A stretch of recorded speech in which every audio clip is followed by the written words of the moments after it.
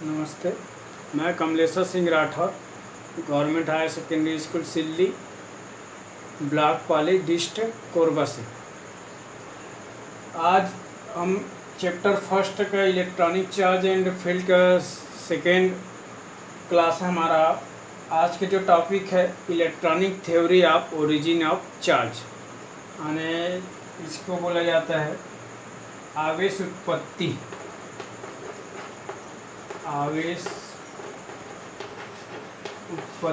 के इलेक्ट्रॉनिक सिद्धांत।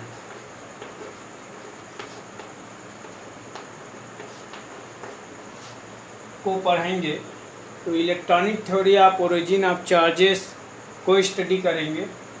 तो चैप्टर को आगे लीड करते हुए हम लोग देखते हैं electronic theory of charges.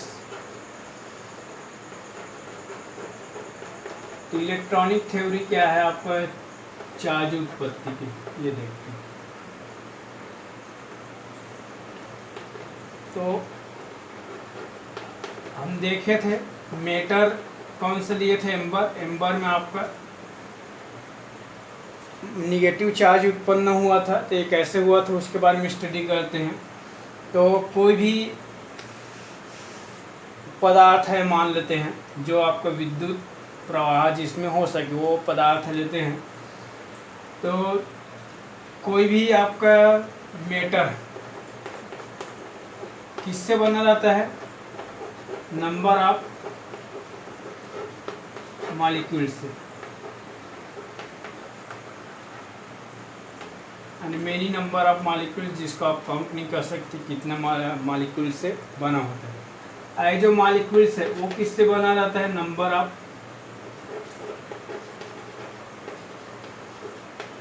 Atom से। और जो एटम है किससे बना रहता है, प्रोटॉन, न्यूट्रॉन और इलेक्ट्रॉन से।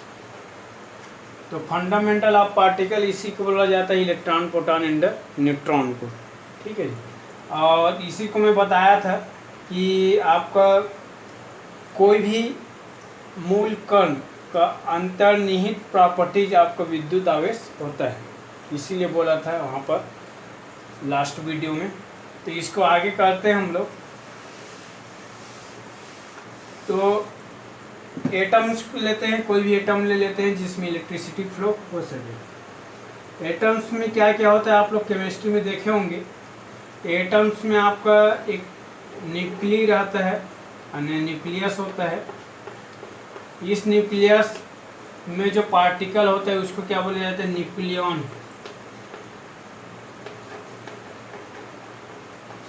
तो न्यूक्लियॉन पार्टिकल्स होता है। और न्यूक्लियॉन किससे मिलकर बना होता है, दो पार्टिकल होते हैं, एक प्रोटॉन और दूसरा न्यूट्रॉन।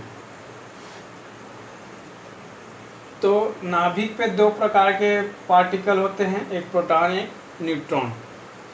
और इसके जो बाहर कक्ष में बहुत सारी कक्ष होता है, जैसे जैसे आपका एटम होता है वैसे वैसे कक्षों की संख्या बढ़ती रहती है, घटती रहती है। तो एटम पे डिपेंड करता है कि कक्षों की संख्या कितना हो। तो हम जानते हैं परमाणु में जितना इलेक्ट्रॉन की संख्या रहेगी उतना प्रोटॉन की संख्या रहती है। यह बात हम 9वीं 10वीं में पढ़े भी है, आपको 8वीं वगैरह में भी देखे होंगे आप लोग।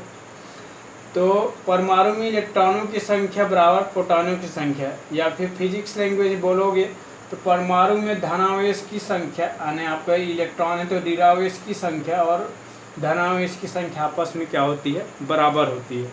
इसलिए परमाणु की क्या बोला जाता है, विद्युत रूपेण उदासीन बोला जाता है।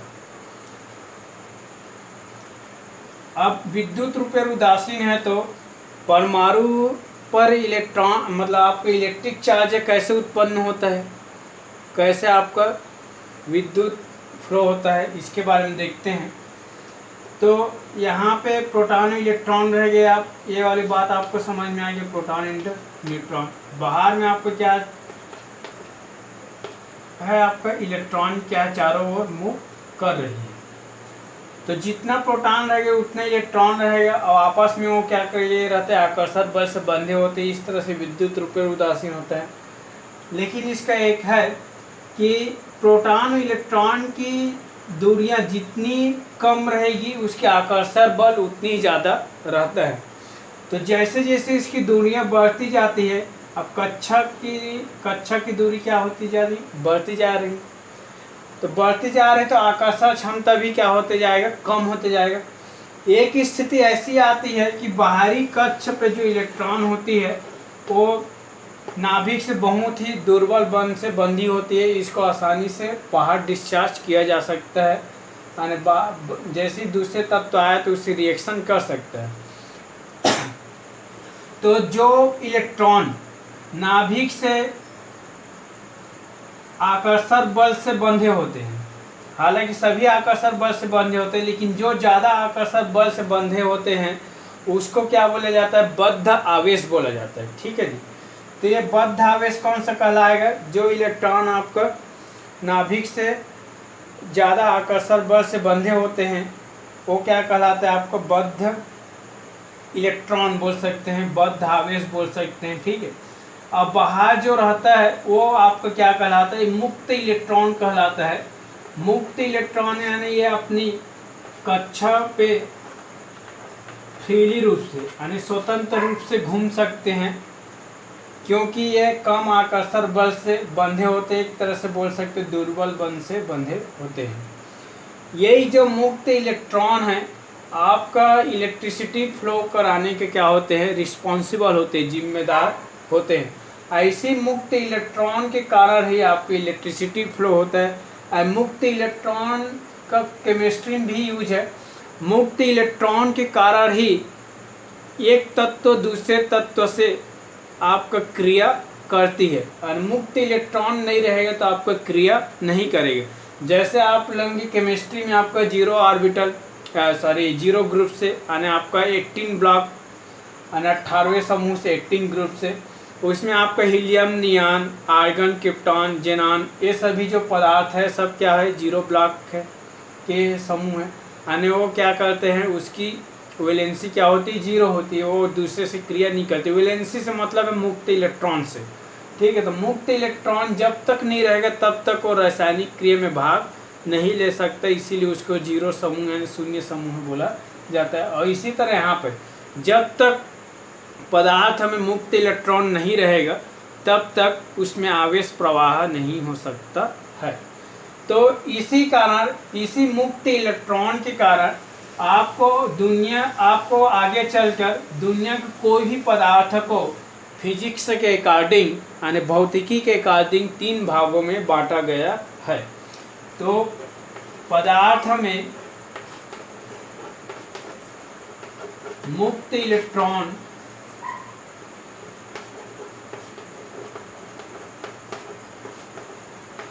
के स्थिति के आधार पर 3 वर्गों में विभाजित किया गया है। इसको आप एक दूसरे शब्द में भी बोल सकते हैं। यदि बुक के शब्द में, यदि पुस्तक के वर्ड में जाओगे, पुस्तक के सेंटेंस में जाओगे, बुक के सेंटेंस में आप लोग देख सकते हैं, बुक में लिखा होगा आपका, पदार्थों को विद्युत आवेश के गति के आधार पर 3 वर्गों में बांटा गया है।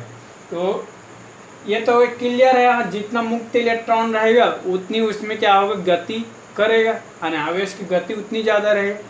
जितना मुक्त इलेक्ट्रॉन कम हो आवेश की गति कम हो जाएगा। यदि मुक्त इलेक्ट्रॉन नहीं रहा तो आवेश की गति क्या हो जाएगा, 0। तो 3 तरह की स्थिति आती है। पहला, मुक्त इलेक्ट्रॉन यानी फ्री इलेक्ट्रॉन।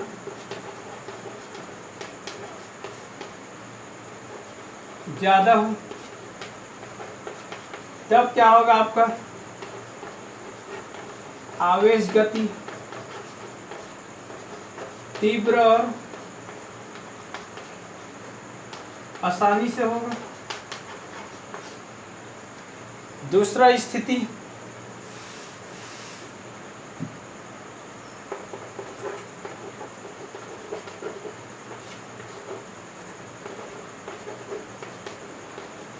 मुक्त इलेक्ट्रॉन कम या मध्य में हो, ये हो सकता है।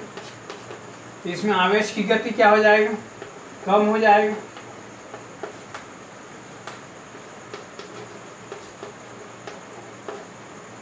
या मध्यम रहेगा। तीसरा स्थिति होता है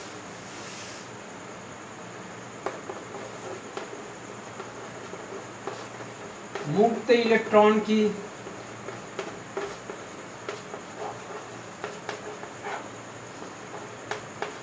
गति अत्यंत कम हो या न हो मतलब नहीं के बराबर हो, नहीं के बराबर हो, तब आपका आवेश की गति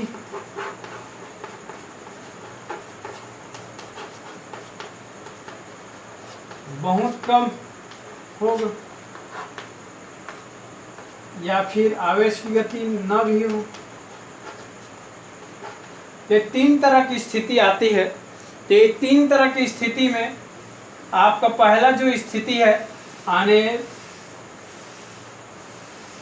मुक्त इलेक्ट्रॉन ज्यादा हो, उस वाले कंडीशन को क्या बोला जाता है, चालक। पहला जो प्रकार है, पहला जो वर्गीकृत किया गया है चालक पदार्थ।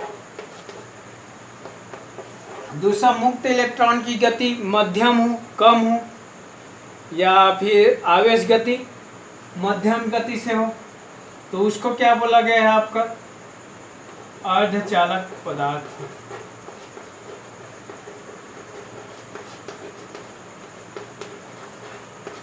तीसरा क्या था आपका, अत्यंत कम हो या फिर न हो, ये वाली स्थिति था, उसको क्या बोला गया, विद्युत रोधी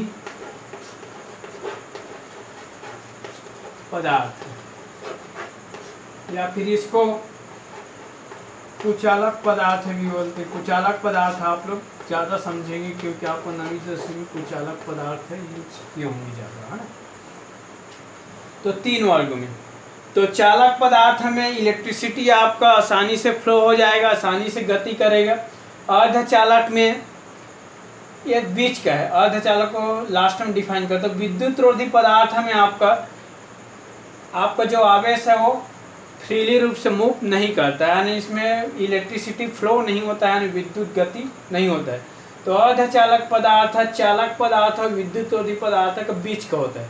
अर्धचालक पदार्थ में आपका विद्युत फ्लो होता भी है और नहीं भी होता है। बोलने का तात्पर्य यह है कि अर्धचालक पदार्थ पर जो इलेक्ट्रॉन होता है उसके पास इतना एनर्जी नहीं होता है कि वो विद्युत फ्लो करा सके, इसीलिए इसको अर्धचालक पदार्थ यानी बीच में होता है। तो इसको बाहर से ऊर्जा देना पड़ता है अर्धचालक पदार्थ को। तो बाहर से जैसे ही ऊर्जा देते हैं तो उसकी जो इलेक्ट्रॉन है गति कम करते रहते हैं, उसको गति मिल जाता है, ऊर्जा मिल जाता है, जिसके नाम से वो गति तीव्र रूप से करना चालू कर देता है और फिर आवेश प्रवाह इसमें स्टार्ट हो जाता है। तो इसका कुछ एग्जाम्पल देख लेते हैं सभी का। चालक पदार्थ में आप देखेंगे तो सिल्वर आता है, कॉपर आता है, आपका और लेंगे तो एल्युमिनियम आता है, ये सभी क्या है, चालक पदार्थ है। अर्धचालक पदार्थ में देखेंगे सिलिकॉन आता है, फास्फोरस आता है, आपका जर्मेनियम आता है, ये सभी क्या है आपका अर्धचालक पदार्थ है। विद्युत रोधी पदार्थ में देखेंगे तो आपको एबोनाइट आता है और टेफ्लॉन ले सकते हैं, या जो प्लास्टिक वगैरह है सब दे ले सकते हैं, ठीक है जी। तो टेफ्लॉन और जी टेफ्लॉन कर लीजिएगा, और जितने भी आपको प्लास्टिक आइटम है वो आएगा, रबर आएगा, ये सभी क्या है आपका विद्युत रोधी पदार्थ है, ठीक है जी। तो चालक पदार्थ, अर्धचालक पदार्थ, विद्युत रोधी पदार्थ है, कुचालक पदार्थ, यानी आपका कंडक्टर, सेमीकंडक्टर और इंसुलेटर, ठीक है, या फिर नॉन कंडक्टर। इंसुलेटर विद्युत रोधी हो गया, नॉन कंडक्टर कुचालक हो गया। इतना आपको समझ में आ गया होगा। आगे टॉपिक चलते हैं, आज इतना टॉपिक हो गया अभी के लिए। नेक्स्ट टॉपिक है आपका basic properties of electric charge. Basic properties of electric charge, यानी विद्युत आवेश के मूलभूत गुण, ठीक है जी।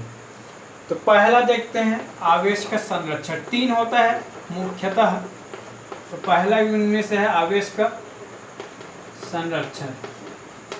आवेश का संरक्षण को आप ऊर्जा संरक्षण में कंपैरिजन कर सकते हो, किसमें कंपैरिजन कर सकते हो आपको ऊर्जा संरक्षण से। आप ध्यान रखिए आवेश क्या होता है, ऊर्जा का रूप होता है, ठीक है। इसलिए आवेश का संरक्षण किसको ऊर्जा संरक्षण से। तो ऊर्जा संरक्षण को जिस तरह सार्वत्रिक नियम बोला जाता है, सार्वत्रिक सार्वत्रिक नियम ही बोला जाता है, ठीक है जी। तो उसी तरह आवेश संरक्षण भी आपका क्या होता है, सार्वत्रिक गुण लिखने, सार्वत्रिक गुण होता है। तो ऊर्जा संरक्षण का नियम क्या था, ऊर्जा न तो उत्पन्न की जा सकती न ही नष्ट की जा सकती है, ओनली इसका परिवर्तन किया जा सकता है, ऊर्जा संरक्षण। इसी तरह आवेश संरक्षण है, आवेश न तो उत्पन्न की जा सकती न ही नष्ट की जा सकती न ही उत्पन्न की जा सकती हुए, इसका ओनली क्या है परिवर्तन, यानी इसको परिवर्धित किया जा सकता है, यानी एक स्थिति से दूसरी स्थिति में रूपांतरित किया जा सकता है।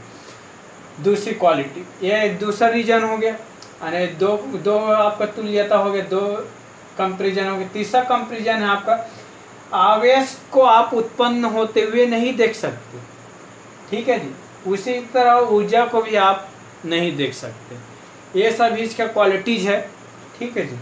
तो ये जी आवेश संरक्षण का आप फिजिक्स वे से आप डेफिनेशन देखेंगे तो आपको क्या होता है, किसी पृथक्कृत निकाय का, लिख लीजिएगा, किसी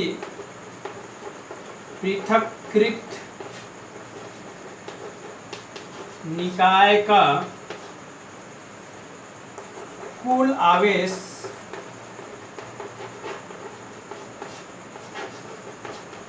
नियत होता है। अब पृथक्कृत निकाय क्या होता है वो मैं बताता हूँ आप लोग को। पृथक्कृत निकाय क्या होता है, इसको एरेज करता हूँ, यहाँ से मैं बताता हूँ। ये तो आपको लिख लिए होंगे, किसी पृथक्कृत निकाय का कुल आवेश क्या होता है, नियत होता है, पहला आवेश संरक्षण। तो पृथक्कृत निकाय पहले देख लीजिए होता क्या है।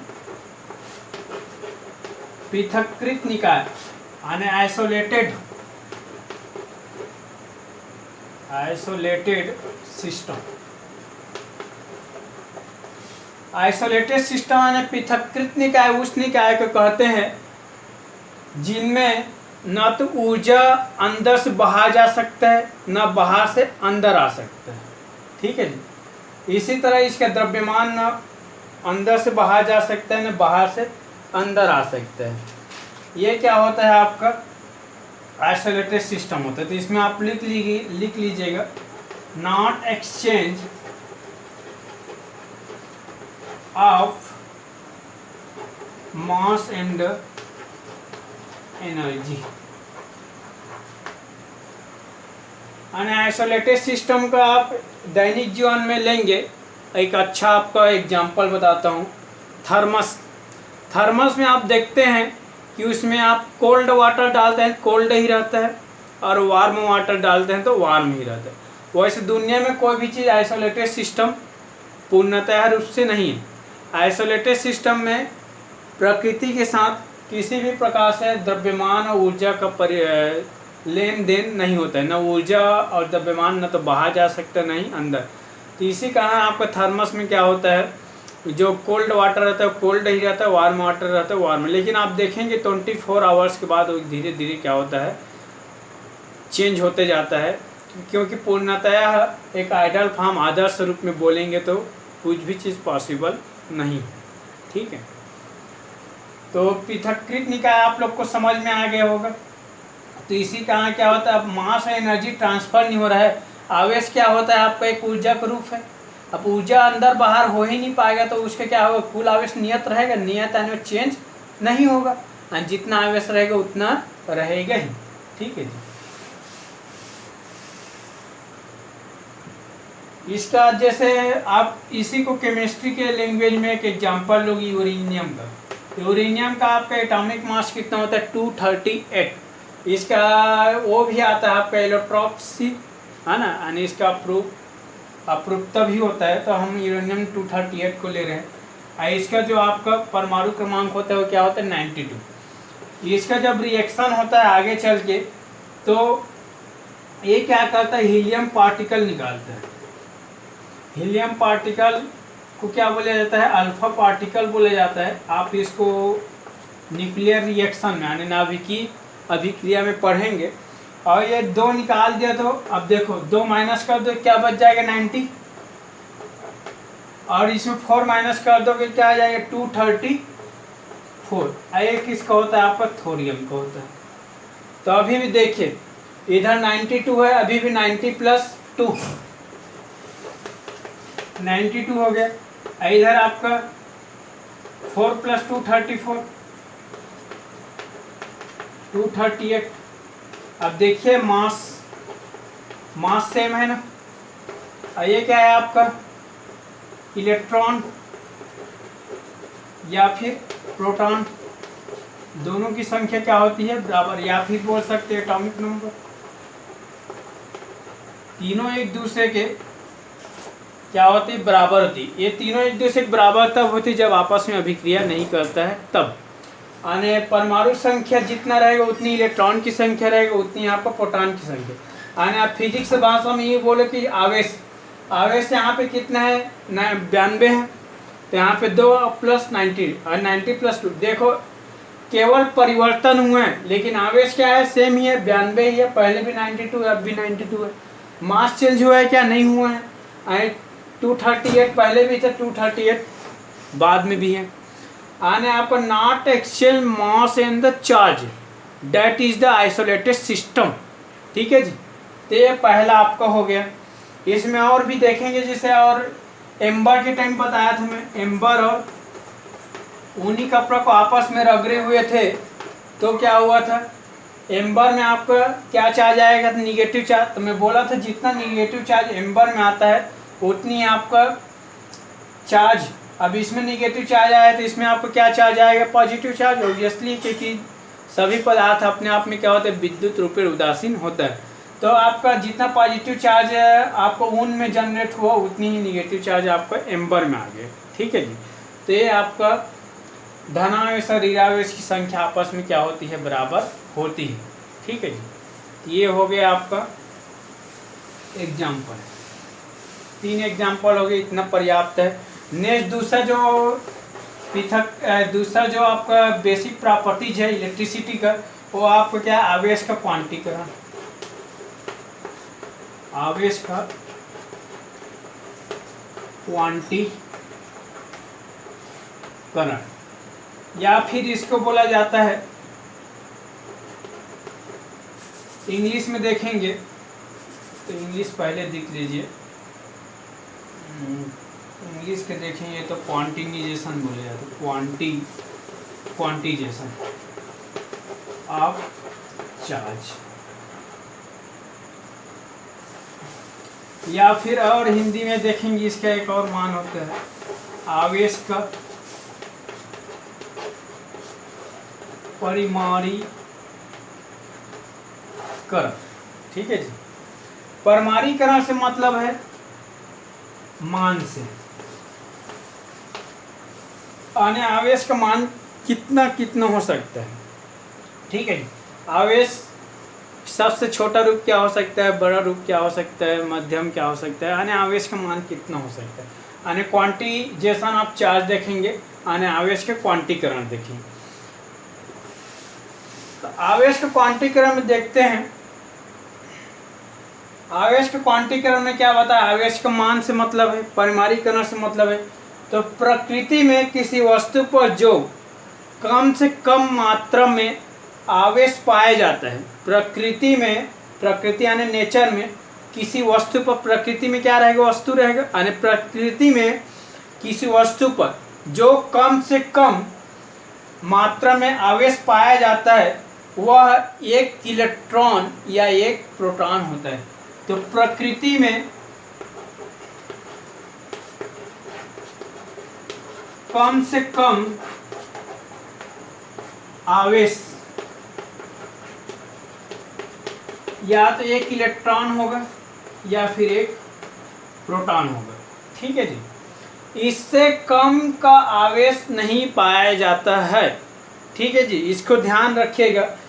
इसी से आपको बोला जाता है आवेश की सबसे छोटी इकाई आपका क्या होता है, एक इलेक्ट्रॉन बोलिए या खाली इलेक्ट्रॉन बोलिए। तो इलेक्ट्रॉन ही आपको क्या होता है, आवेश की सबसे छोटी इकाई होती है, और इसी आवेश की सबसे छोटी इकाई को ही मूल आवेश कहा जाता है। ये आपका मूल आवेश कहलाता है। तो कभी कभी एग्जाम में पूछ देता है एक नंबर में आपका बोर्ड में कि मूल आवेश किसे कहते हैं, या फिर कभी कभी ऐसे भी पूछ देता है आवेश की सबसे छोटी इकाई क्या होगी, या कभी कभी ऐसे भी पूछ देता है कि आवेश की सबसे छोटी मान क्या होता है, ठीक है। तो इसमें ऐसे टाइप के क्वेश्चन आता है।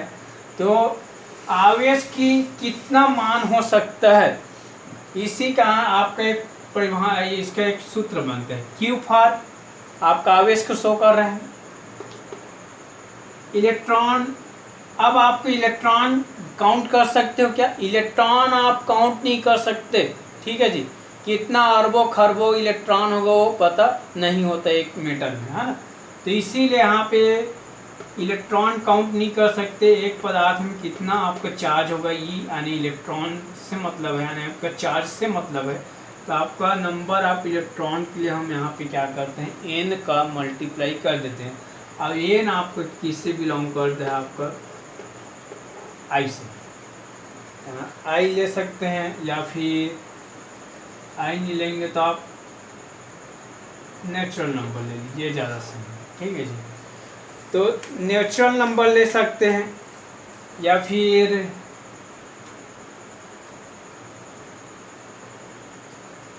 हाँ नेचुरली नंबर ले लीजिए, ठीक है। तो N belongs to natural number, यानी एन का मान आपका नेचुरल नंबर से मतलब है 1 2 3 4 5 से लेकर जहाँ तक जाएगी, ठीक है। तो ये आवेश का मान आपका एन ई, लेकिन इसके सामने में एक आप क्या लगाएंगे, प्लस माइनस एन, क्योंकि आपका चार्ज कभी पॉजिटिव भी आ सकता है और कभी निगेटिव भी आ सकता है, इसलिए प्लस माइनस लगा दिए, ठीक है। तो आपका ये सूत्र कैसे डिराइव हुआ पता चल गया। कोई पदार्थ में क्या मिलेगा, आपका आवेश मिलेगा, और आवेश का मान कितना होगा, कम से कम एक होगा, यानी आपका एक इलेक्ट्रॉन होगा ही होगा। तो कोई पदार्थ आपका प्रोटॉन इलेक्ट्रॉन मिलना श्योर है, आपका न्यूट्रॉन भी साथ में, है ना। तो आवेश का मान आपका Q इक्वल एन ई होगा। एन इसलिए लिए हैं क्योंकि कितना इलेक्ट्रॉन होगा पता है कि आपको नहीं है, इसीलिए हम एन लिए हैं। एन आपका क्या belongs to natural number. N से तात्पर्य क्या है, आपका नेचुरल नंबर से, यानी आपका प्राकृतिक संख्या, आप लोग पढ़े होंगे इसको मैथ्स में, तो प्राकृतिक संख्या से। तो आपका सूत्र डिराइव कैसे हुए पता चल गया होगा। तो आप बताओ इलेक्ट्रॉन का मान क्या क्या हो सकता है, प्लस माइनस 1 ही, प्लस माइनस 2 ही, आई कहाँ तक जाए पता है क्या, इनफिनिट तक, जहाँ तक आप काउंट नहीं कर सकते वहाँ तक जाए। तो कभी भी आपका ये हाफ होगा क्या इलेक्ट्रॉन, 3/2 होगा क्या इलेक्ट्रॉन, या 5/3 होगा क्या इलेक्ट्रॉन, या 7/3 इलेक्ट्रॉन होगा क्या, ये कभी भी पॉसिबल नहीं है। इसी को बोला जाता है आवेश का क्वांटीकरण, यानी आवेश का मान क्या क्या पॉसिबल हो सकता है, यही आवेश का क्वांटीकरण कहलाता है। तो आवेश का मान हमेशा पूर्णांक में होता है, ये ध्यान रखिएगा।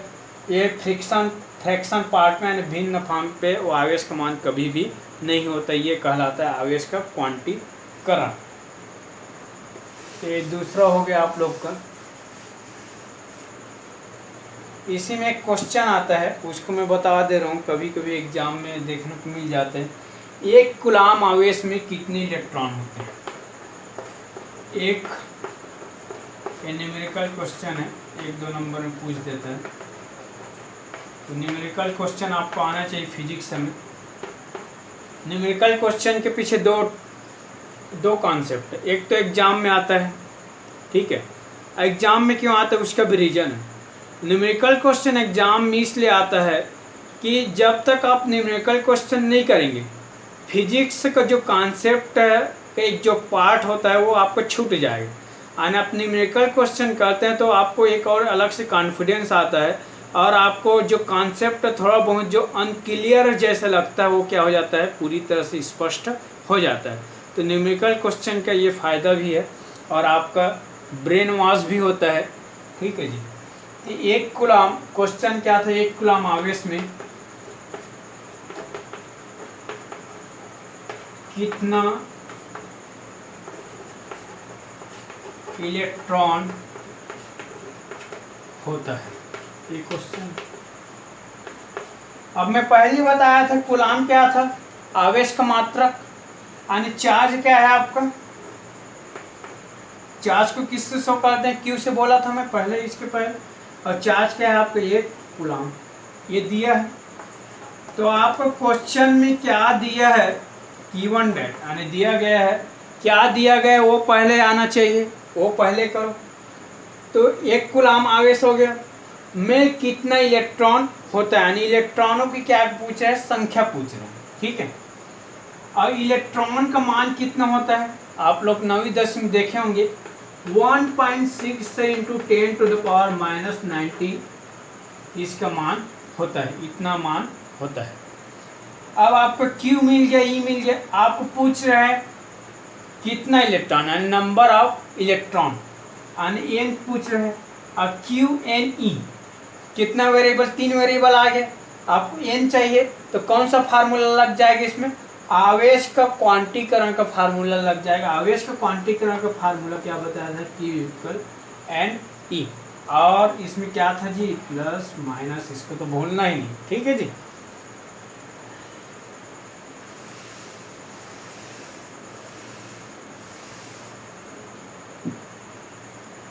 तो Q का N हो गया, आपको क्या चाहिए, N चाहिए, तो N इधर रखो, Q की इधर, Q की तरफ E को लाओगे तो क्या हो जाएगा, पानी। आवेश कितना है आपका, मान 1। हाँ, कूलाम क्या था, ऐसा ही मात्रक, तो आपको चेंज करने की जरूरत नहीं है। कूलाम का छोटा मात्रक भी होता है, बड़ा मात्रक भी होता है ना, माइक्रो कूलाम भी होता है, मिली कूलाम भी होता है, ठीक है। तो ये एक Q 1 हो गया। E का मान क्या है आपके पास, 1.6 इंटू 10⁻⁻90, ये आपका मान है। अब फिजिक्स में न्यूमेरिकल क्वेश्चन सॉल्व करने के भी टेक्निक रहता है, वरना आप कैलकुलेशन में फंस जाएंगे, ठीक है जी। तो आप धीरे धीरे सॉल्व करेंगे तो आपको पता चल जाएगा। तो 1.6 10⁻⁻19 के ऊपर ले जाओगे। मैं क्या बोला था पहली क्लास में बोलते आ रहा हूँ, जो भी आपका पावर निगेटिव में रहता है पॉजिटिव में जस्ट उल्टा हो जाता है। नीचे में यहाँ पे क्या है, निगेटिव चार्ज है, यानी निगेटिव का क्या है आपका, इसमें घातांक लगा हुआ है, तो ऊपर जाके क्या हो जाएगा आपका, पॉजिटिव घातांक हो जाएगा। ये क्या हो जाएगा, 10⁻90 में हो जाएगा। क्लियर है यहाँ तक। इसको मैं क्या कर रहा हूँ, एक को 1.6 इसको पहले चेंज कर लो, तो ये क्या हो जाएगा आपका 10/16। ये तो पता ही है, पॉइंट की जगह हम क्या लिखते हैं, 1 आ गया। अब पॉइंट के बाद कितना डिजिट है उतना 0 लिखते हैं। कितना डिजिट पॉइंट के बाद एक डिजिट, तो एक जीरो लिए, तो 10/16 हो गया। आगे समझ में इसका एक 10 को हम बाहर कर लेते हैं, तो एक कितना बच जाएगा 18। आगे समझ में आने 10 का पावर 1 होगा तो 18 + 1 19 होगा ना, तो 10 का पावर 1 अलग कर लिए। ये देख ये ट्रिक है ना, कैसे सॉल्व करना है। आने आपको फंसना नहीं है कैलकुलेशन में, आप बार बार कैलकुलेट करते रहेंगे, बार बार न्यूमेरिकल क्वेश्चन बनाते रहेंगे, तो आपको फिजिक्स में कैलकुलेशन कैसे किया जाता है वो पता चल जाएगा। फिजिक्स का कैलकुलेशन और मैथ्स का कैलकुलेशन डिफर है, क्योंकि फिजिक्स का कैलकुलेशन में आपका मेगा डिजिट मिलेगा, तो कैलकुलेशन लेंदी हो सकता है अगर आप ट्रिक का यूज नहीं किए। तो आपको ये ट्रिक आते जाएगा, आपको न्यूमेरिकल क्वेश्चन आप बनाते जाएंगे तो फिजिक्स में। ठीक है जी, तो इतना हो गया। आगे इसको करते हैं। ये 10 जाने 10 × 10 क्या हो जाएगा 100, और अभी क्या है 18, ये क्या है अभी 16। न्यूमेरिकल क्वेश्चन सॉल्व करते समय कोशिश करना कि डिनोमिनेटर में कोई वैल्यू ना रहे। तो 16 × 16 × 80 और जाएगा एक बार, 16 × 96, 6 बार गया। 96 में कितना बच गया 4 छोटा हो गया 16 से, तो आप क्या लेंगे डेसिमल, तो यहाँ पे क्या लेंगे 0, तो 16 दूने 32 40 हो गए, तो 16 दूने 32 हो गए। तो आपको कितना बच गया आपका 32 मतलब 8, अब फिर 0 लेंगे तो 16 5 जा 80, यानी 16 पंचे 80, यानी 80 आ गए। इधर आपके क्या बचे 10⁻80। ये आपका इतना आपका इलेक्ट्रॉन आ गया। इलेक्ट्रॉनों की संख्या कितना होगी 6.25 × 10⁻18। यानी एक कूलम आवेश पर कितना इलेक्ट्रॉन होता है 6.25 × 10⁻18। तो किसी को पूछिएगा एक आवेश का मान, एक आवेश में कितना एक इलेक्ट्रॉन की संख्या में कितना आवेश होता है, एक इलेक्ट्रॉन की संख्या में कितना आवेश होता है 6.25 × 10⁻18। तो नंबर आप क्या हो गया चार्ज हो गया। ठीक है, तो एक कूलम आवेश में कितने इलेक्ट्रॉन आ गए, एक कूलम आवेश में कितने इलेक्ट्रॉन आ गए 6.25 × 10⁻18, इतना इलेक्ट्रॉन होता है। ठीक है, तो ये ध्यान रखिएगा। ये कैसा है पता चल गया। तो आपका क्वेश्चन क्या था, एक कूलम आवेश में कितने इलेक्ट्रॉन होते हैं। एक कूलम आवेश में आपका 6.25 × 10⁻18 इलेक्ट्रॉन होता है। क्लियर है यहाँ तक। एक लास्ट आपका जो क्वालिटी है आवेश का बीजीय योग, आवेशों का बीजीय योग। बीजीय योग से मतलब है आवेश को जोड़ना आपस में। तो कोई भी आपका आवेश का बीजीय योग से मतलब है आपका किसी भी पदार्थ के कुल आवेश को उसके विभिन्न आवेशों को जोड़ने पर उसी कुल आवेश के बराबर होती है। तो इसका डेफिनेशन लिखेंगे तो लिख लेंगे, किसी भी पदार्थ में कुल आवेश उसके विभिन्न भागों से उपस्थित समस्त आवेशों के बीजीय योग के बराबर होता है। ये आवेश का बीजीय योग कहलाता है। जैसे उदाहरण में लेंगे, जैसे कोई पदार्थ है, पदार्थ का कुल आवेश मान लो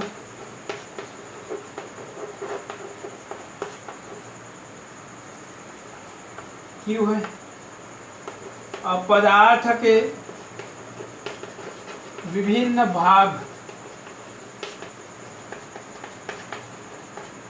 के आवेश Q1 Q2 Q3 ये सब रहे, तो आपका क्या हो जाएगा इसके आवेश के बीजीय योग के हिसाब से Q = Q1 + Q2 + Q3। ये आपका कहाँ तक जाएगा वो पता आपको नहीं है। तो आवेश का बीजीय योग यहाँ तक आपका हुआ। ठीक है जी, तो ये 3 आपका प्रॉपर्टीज था। इसमें भी एक न्यूमेरिकल क्वेश्चन हम लोग कर लेते हैं।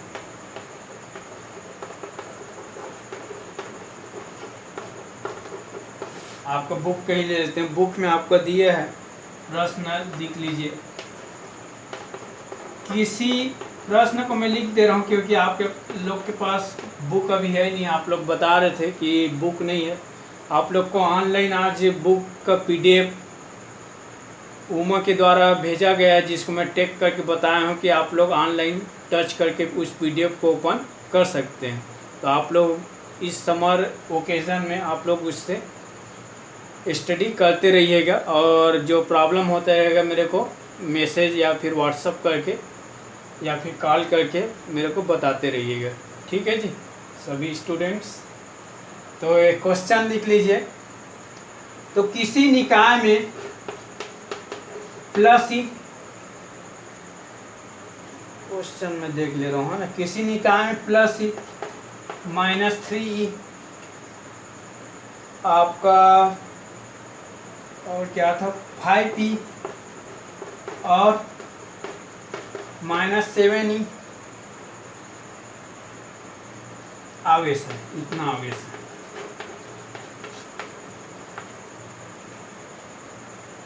तो उस निकाय पर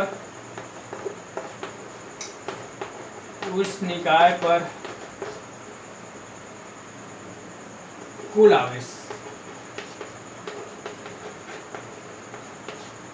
कितना होगा?